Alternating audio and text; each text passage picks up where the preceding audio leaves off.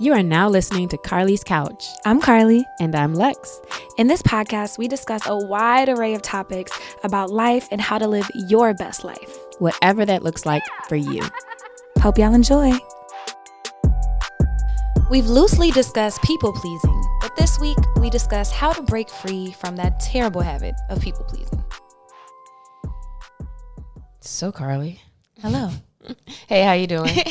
I'm doing pretty good today. How are you? I'm feeling real good. So we are down 2 weeks, I think, for the new year as of now. Thus far, feeling good. Things going well. Yeah, I don't have any complaints. So, and I feel like it's starting to get nicer outside a little bit. So just like in general, you know, I've been a little bit more kind of active. So like across all fronts, it feels kind of like, you know, just been kind of chill. I'm about to say, yeah, you've been dressing real cute too. So if y'all not watching the episodes, at least click on it to come look at Lexi. No, but you know what? So I was like, man, I gotta, like, if I'm always at somebody else's house all the time, it's like you just kind of be bummed out because I mean, like, throwing their pants on or I'm just whatever. So I'm trying to like make sure like I need to spend more time in my house because, you know, that just helps you keep the balance of I actually did everything I was supposed to do. Didn't hop on the Zoom meeting looking crazy. You know, I like the sun and fresh air in my spot. And I was just like, all right, I just need to, you know, you need to look nice so you remember like you feel nice and all the things.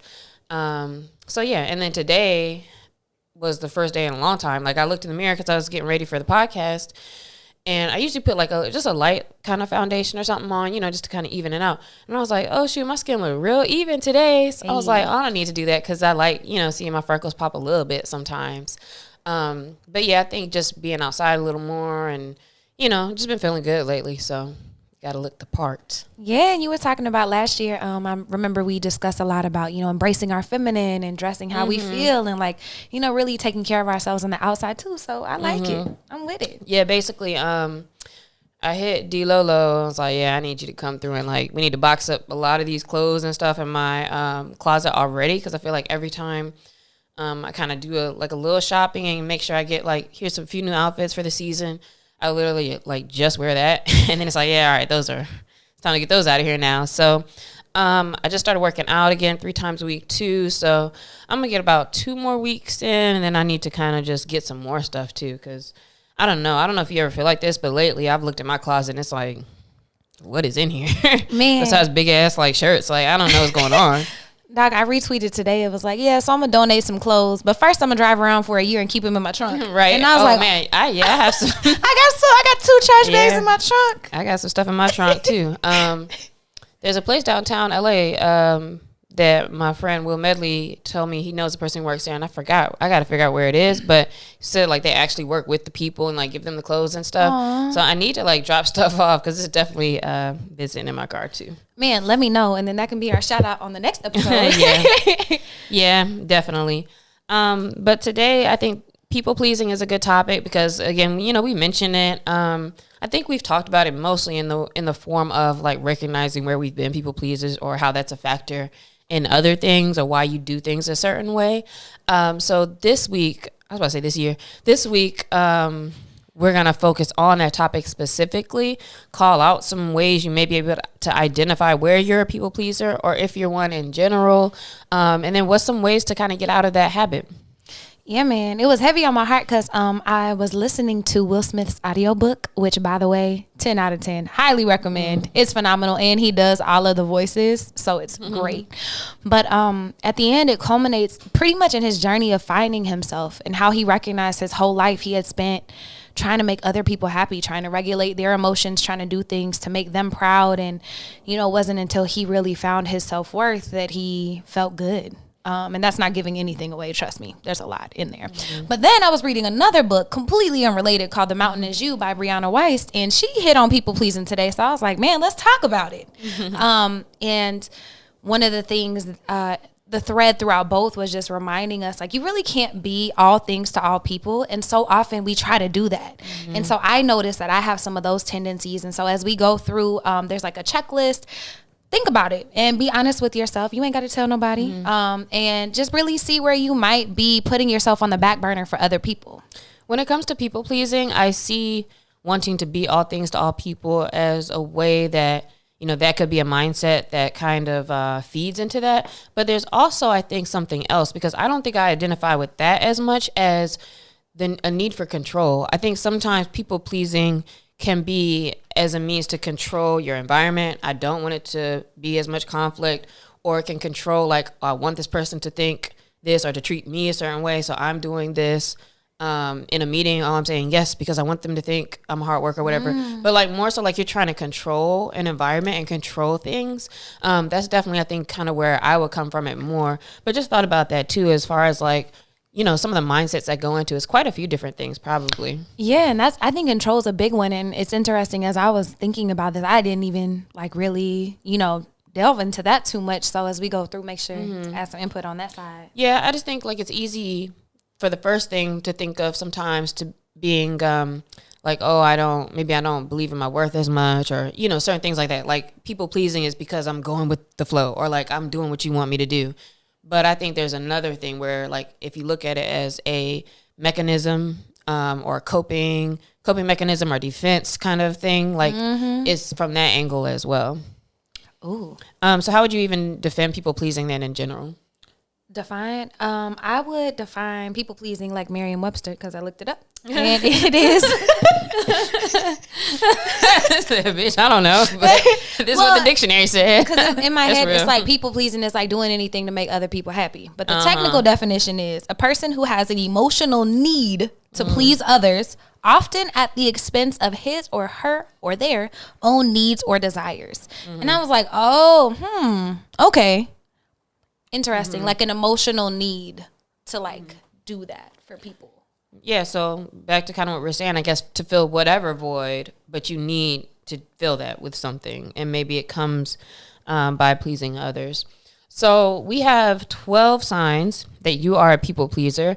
We'll go through them. We can maybe expand a little bit on each one, but also I want you, as you're listening, to count on your hands or write down or whatever, how many of them you feel are true for you.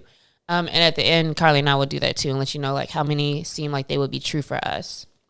Do you have to have all of them to be a people pleaser, or? I don't think so, but I think if you notice a pattern, or if you notice like a majority, or if you're just heavy on one, like maybe that's an area where you do people please and you're like, oh, I can kind of pull back in that and, respect my own needs and wants. I think that's kind of what it boils down to. And we'll go through some ways to get over it too. But as you're listening, just notice where you feel a little tug at your heart whenever you hear these things. Yeah, the goal of today's episode isn't to be like, you're a people pleaser, because I think we all have those tendencies for whatever reason and in whatever way. But with these kind of signs, it kind of gives you specific scenarios, kind of to Carly's point, where you can identify like certain areas you may be more prone to be a people pleaser or not speak up for yourself in those areas. Because I noticed like the term people pleaser has a negative stigma in my head, and I'll be like, I ain't no people pleaser, but then I read some of these and I'm like, damn, maybe I am. Right.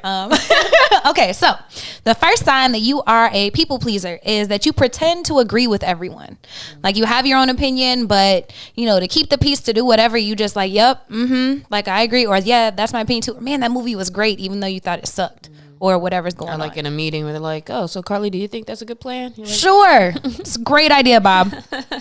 Number 2, you feel responsible for how other people feel. And by that, it's when we kind of like are over responsible and make it our job, where if you, oh man, he seems like he's kind of upset with me. Like maybe I should ask him, let's go to dinner, or let's go do something. Or you want to try to control and make them feel better in a situation as if that's your job. Ooh, yeah, I noticed that. Anytime you're trying to regulate anybody else's emotions, not your job. It's like not my circus, not my monkeys, not my job. Keep it moving. Another one is you apologize too often. Like you are over responsible, like Lexi said in the last one, but even to the point where you apologize for things, like even when you weren't in the wrong, or I've noticed like just a lot of my own verbiage, like, oh man, I'm so sorry that happened to you. And it's like, if you say sorry a lot of times throughout the day, that's probably something to start monitoring. Another one is feeling burdened by the things you have to do. So by that could be a sign that you have overcommitted. So, oh yeah, I could do that, Carly. Yeah, I could do that to this person. Yeah, client, I could do that.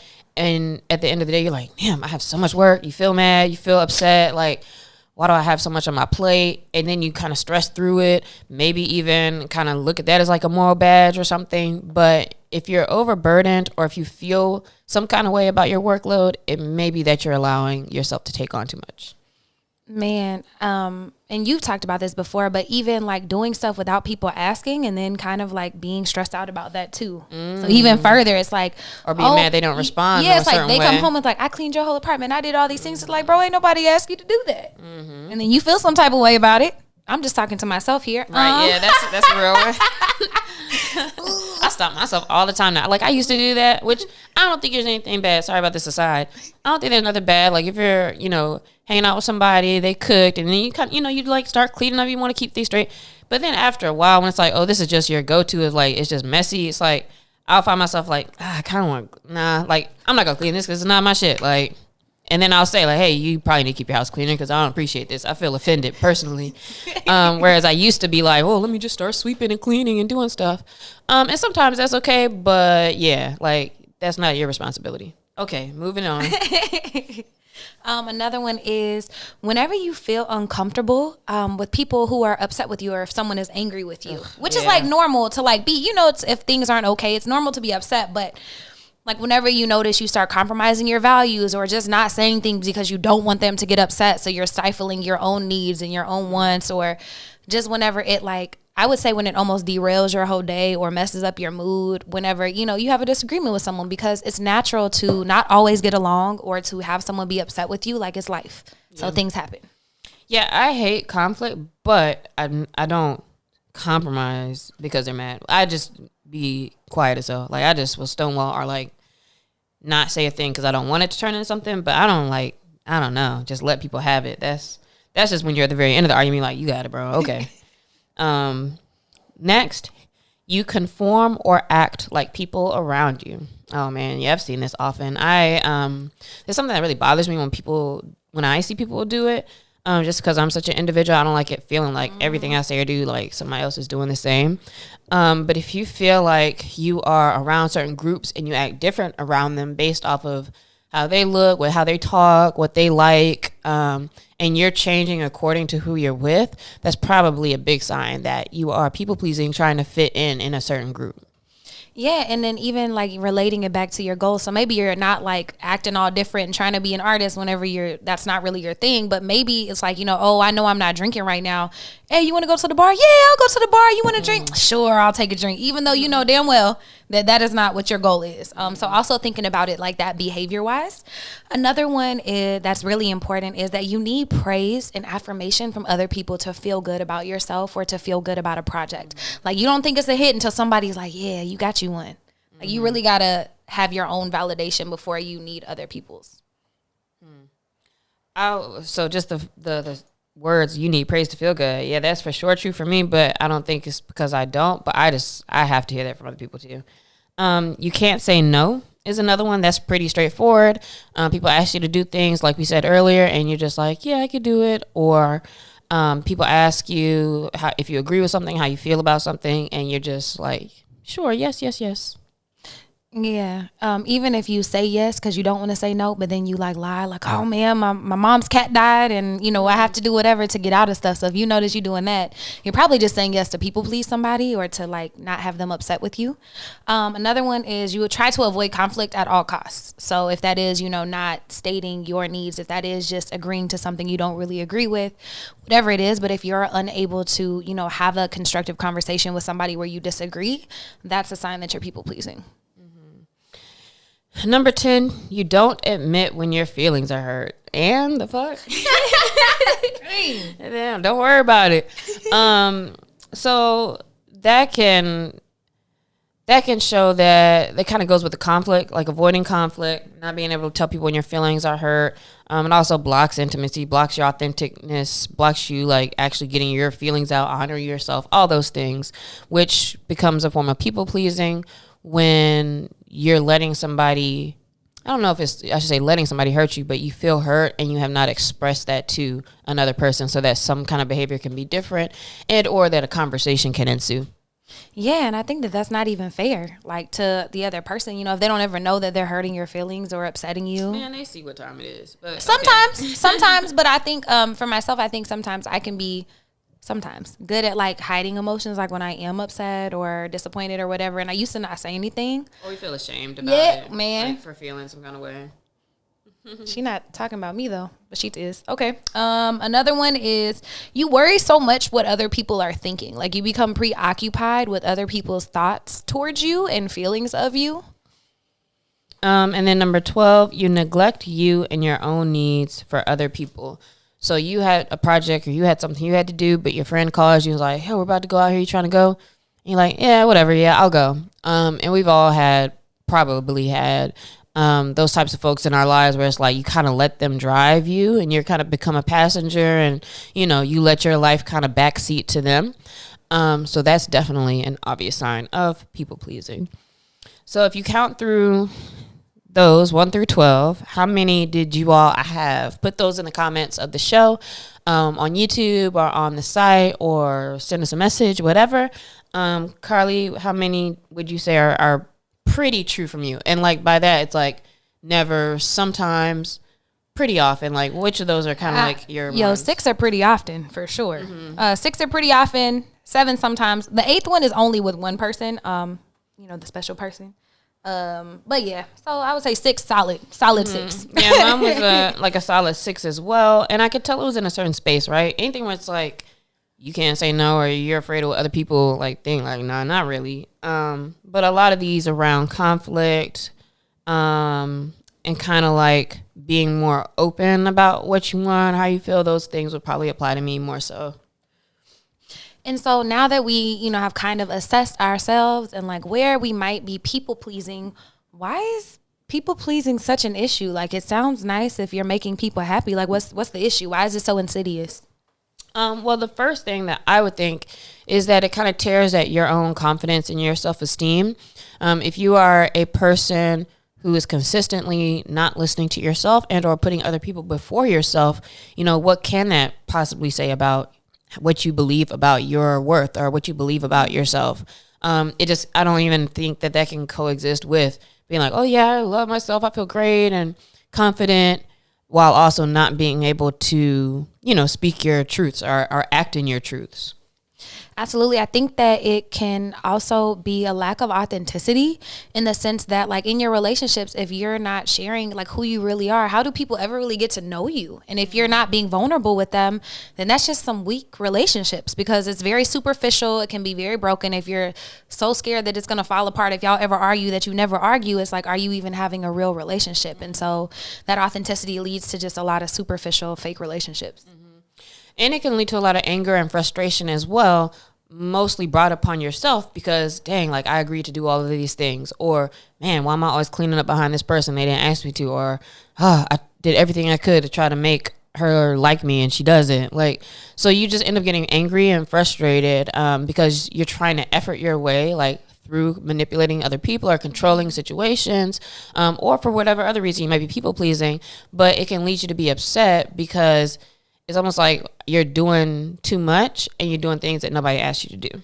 And that leads to a depletion of willpower. So think about if you spend your entire day doing things for other people that they probably ain't ask you to do. At the end of the day, you're going to be angry and frustrated. You haven't done anything for yourself. You're not going to have any time to go work out and do all the things that you need to do for you, which leads to more stress and anxiety. And then at the end, if you continue life like that, it's just like you live your life for everybody else and what they want and need of you. And it's like you never really pay attention to your own self and you're not honoring yourself. And it's so interesting that, you know, we can get to 30s and even older, you know, thinking about like Will Smith and other folks, other authors. And it is a common theme. Like as you get older, it's like you still are recognizing these things or recognizing like, dang, I've lived a lot of my life around, you know, what other people kind of wanted. And it may not be super, super direct, but there's so many things that have affected us in our lives as we've grown up that have told us, you know, to be a certain way or to not let people look at you a certain way or whatever it might be. And so it's pretty, I think, common that, you know, we're still figuring out what our life is for us. And it's an ongoing practice of kind of assessing like what you want, what do you need, and kind of making sure you're not comparing that, but like making sure you're kind of checking that list against like, is this really what I think or is this what I feel like I should be doing? Mm-hmm. And I think that's so huge. Like, in no way is this like oh, y'all suck because you're people pleasing, because bro, we just said all of ours. But also we can't beat ourselves up about that either, because a lot of these roots, you know, come from our past. Like one of the biggest roots of people pleasing is trauma. Like you grew up in a household with domestic violence, or you were parentified, like you had to take care of your caregivers, or you were abused or around that, like, you know, so you had to try to regulate people's emotions. So if originally it was a survival technique, and now it's like that might not be the best way to thrive in your life. And another side I'll say to the growing up part, because I think that is probably the like 80% piece that shapes it, but it doesn't even have to be like trauma with the big T. Because also consider, for a lot of folks, it's like, until I've been in therapy, I didn't realize like, oh, some of the things that I did miss as a child. And yet I had a great, you know, air quotes, like great family. It wasn't like anything bad going on. But there's also the ideas of, as a child, recognizing like, oh, I always get praise when I'm like bringing home a good report card. Or I always get praise when I do this.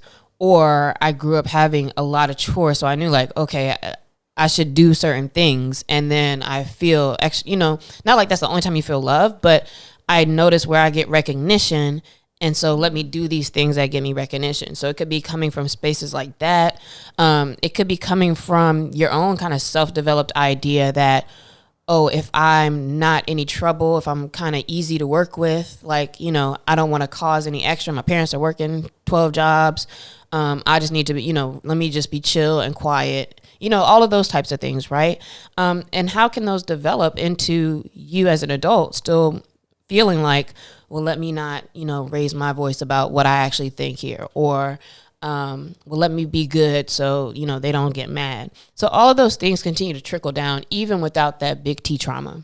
And thank you for pointing that out. That's a great insight, and it reminds me of the conversation we were talking about, like even racially and like even as a woman, it's like, you know, societally, the things that Black people and brown people have to be worried about that other people don't.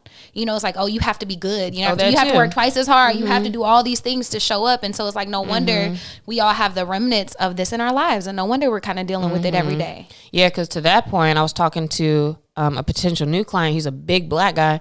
And, you know, it's like, imagine like when you're at work, you feel like, oh, I have to be extra soft spoken, or, you know, you have to portray a certain thing, or let me not come across too bossy, or as a woman, it's like, oh, now you a bitch, instead of just like, I'm being direct. So that plays a big factor as well, for sure. Just like society, and kind of the standards and the ways that, you know, people may perceive you. Absolutely. Some other roots for people pleasing are insecurity and poor self-esteem. Just that can also stem from little T and big T trauma and just different life things. But looking for that external validation to kind of confirm who you are. And if you don't have that, you feel like you're lacking, like you really just need that. But also we're trained in society, especially in America, to achieve and to always do things. So it's like, yeah, of course that happens. Oh, yeah. And then the last one, this one spoke to me because I want to help people. That's like something that I want to do. And it's like, okay, well, where's the line between altruism, where you know, are dedicating your life to service and, you know, uplifting other people and communities, and people pleasing? Like, what is that line? And through my research, it's like the motivation is in the right place, and it's great to dedicate your life, you know, to others. But it's like the actions are dependent on, like, are you taking care of yourself also? Are you making sure your cup is full and pouring back into the community? Are you making sure your needs are met? Do you even know your needs? And are you making sure that they're met while also serving? So it's like the idea of pouring from an empty cup. Is kind of how I thought about it. But I think altruism can also be a root of people pleasing. Mm-hmm. And another part of that too is, sure, it's great to want to do things for people, but are you really hiding that behind, again, manipulating and control of, you really want a certain outcome from another person or from other people, even like the love from other people, whatever it might be. So I think like really testing that motivation for that, outside of making sure like you're not like degrading yourself to try to, you know, be like this barefoot prophet for everybody.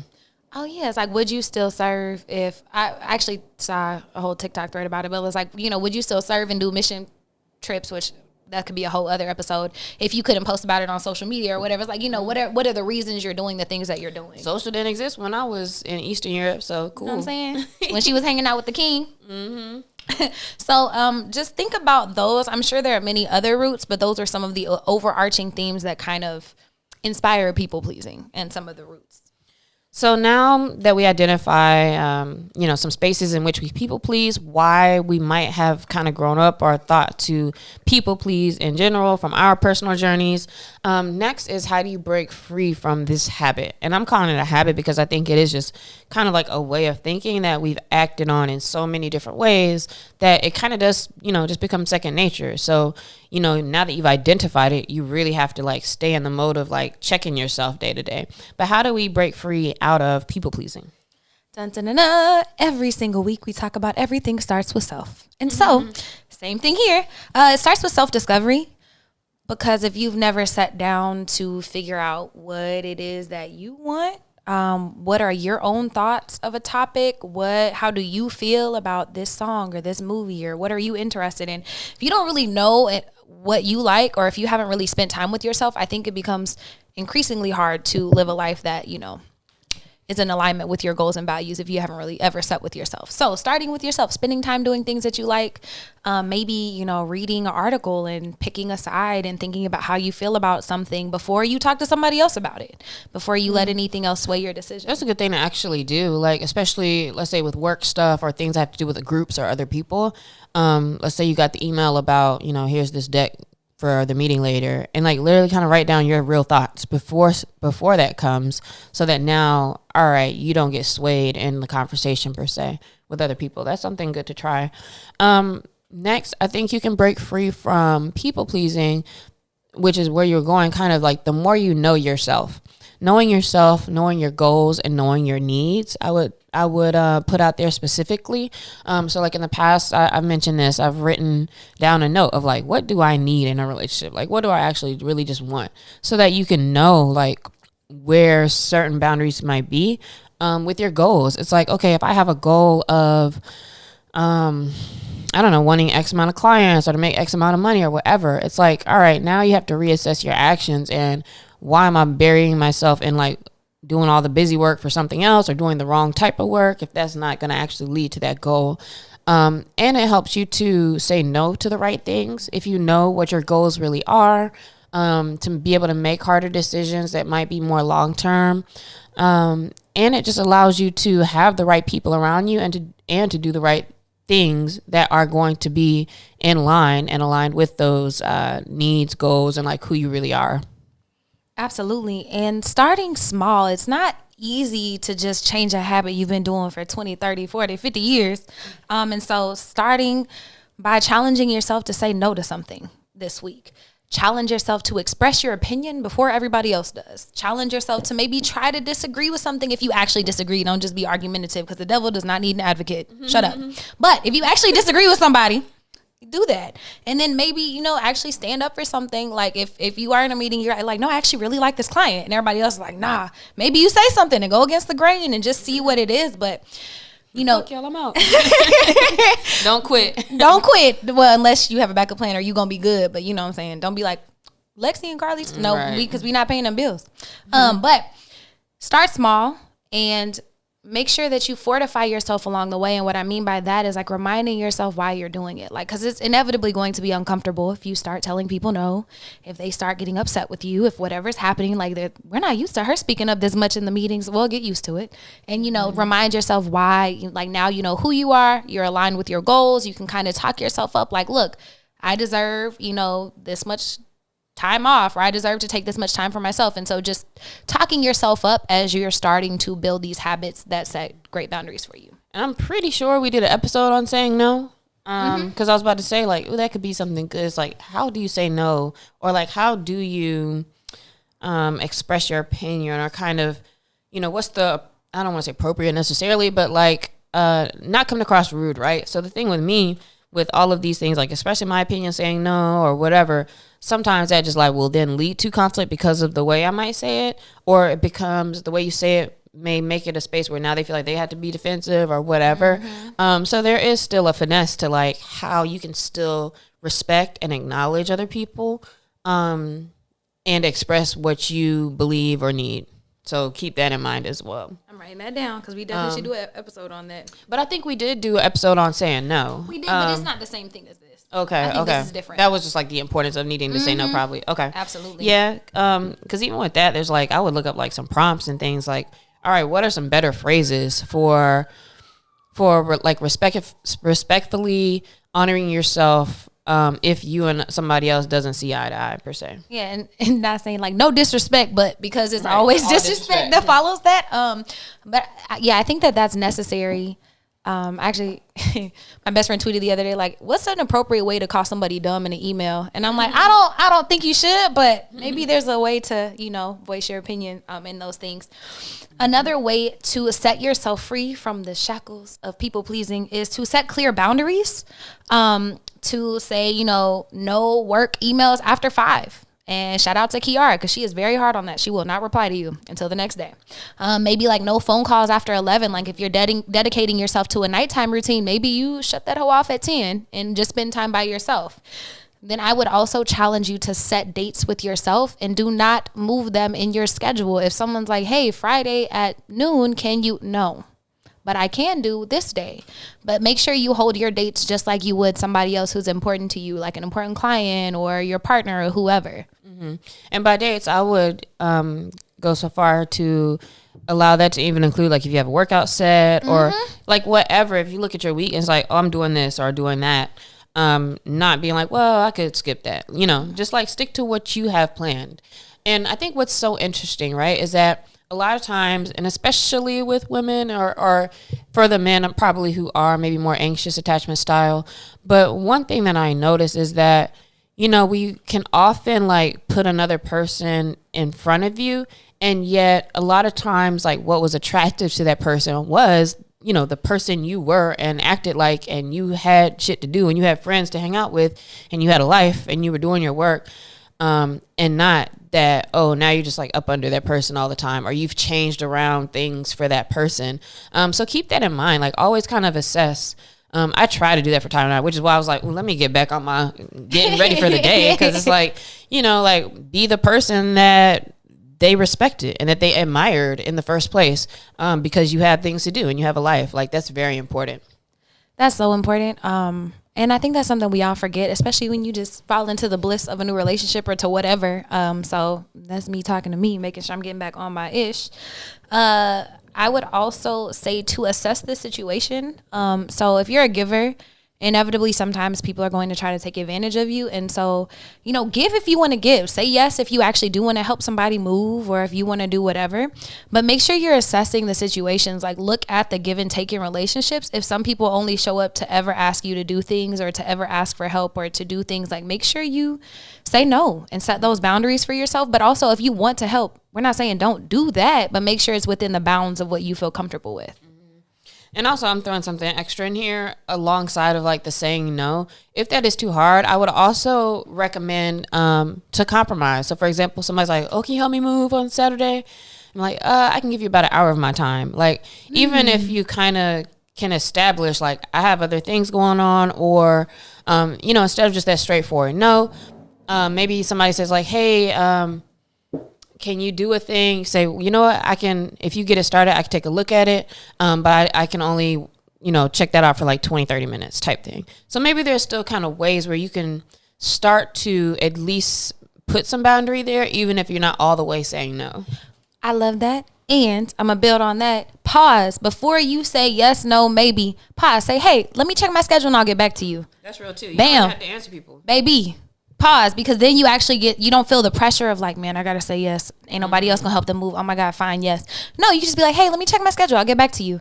And then you check your schedule and then you can assess, actually, I do have 1 hour for you on Saturday from 9 to 10. Bam. Like whatever. But just, taking that pause. That's been a great thing for me. All right. So that is our discussion around people pleasing. I enjoyed that. I think I always like when we're talking about a topic and then we break down like what does it really look like, because that helps it kind of really mean something like within my life. Like I can identify certain places and now think about what those strategies are and like actual tactics to move through. So that's pretty cool for me. Hopefully did the same for you. Carly was already feeling some kind of way, which is why she came up with this episode. So yeah, I hope you learned something from that. Yeah, and I love it, like I said, because I have such a stigma with some of these overarching phrases, but it's like, oh, when you actually sit down and look at it, like, yeah, I do identify with that. What can I do to kind of work on that? So hit us at Carly's Couch on all the social media platforms outside of Facebook and let us know, are you a people pleaser? How'd you do on the quiz? Hit us with your number, and then let us know what you're working on to kind of work through that. And then this week's shout out of the week. Shout out to Coach Cha Cha. She is a dancer and an entrepreneur and a coach and an actor. I think she's an actress too. She does a whole bunch of stuff, but she started this company called Catch the Frequency, which is why I've had my phone here. And it's called Wear Your Feelings by Renee Cha Cha. Pushing higher vibrations, fulfilling a purposeful life, promoting happiness, light, and love. And then we'll tag them. But she makes these wonderful, like, tie-dyed shirts and things. I actually have one, so I'm gonna grab it to show y'all real quick. She makes like all these different sets, and so the one I'm showing is her intentional line that she just dropped at the beginning of the year, but she does these all at home. So check her out and go support a local Black woman-owned business. And are you saying like she started making the clothing along with the brand, and like what's the original thing she does? So she's a dancer. That's her first thing, and then she's also a coach. So she coaches at Pvolve and also at Thrive Health Lab. So if you want to come take her classes and get your ass kicked, she's great.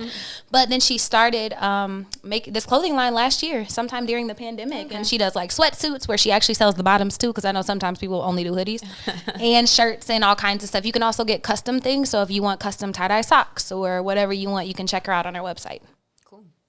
All right. And this week's question of the week ties in directly to our episode. Where have you said yes where you can now say no? How long do we have? 8 seconds. Oh, man. Most recently, I said yes, I could hang out and spend time with someone when I knew I should have just spent time by myself. And I had a little salty attitude, so I probably should have just said no. Okay. For me, I would say no to kind of similar to going to places where I know there's the potential of feeling some kind of way, and it's like, you could just like chill at the crib, like it's not that deep. And I would say no to going somewhere versus my friends can come to me. So people or whoever, just coming my way because my breaks are not good right now. Outside of that, also it's just because I like being in my own space. All right, so where have you said yes where you can now say no? And that concludes our episode. Bye, y'all. See you guys next week.